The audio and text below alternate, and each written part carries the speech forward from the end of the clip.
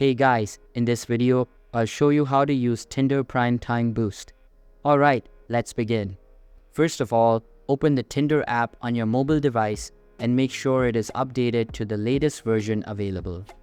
After that, sign into your account and you will be redirected to the home page.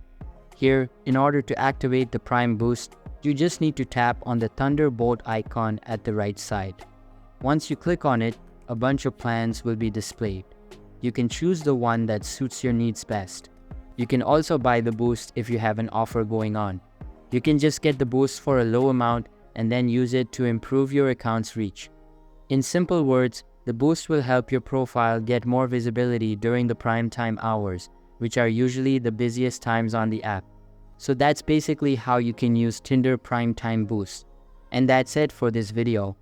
If you find this helpful, consider subscribing and giving this a big thumbs up. Thanks.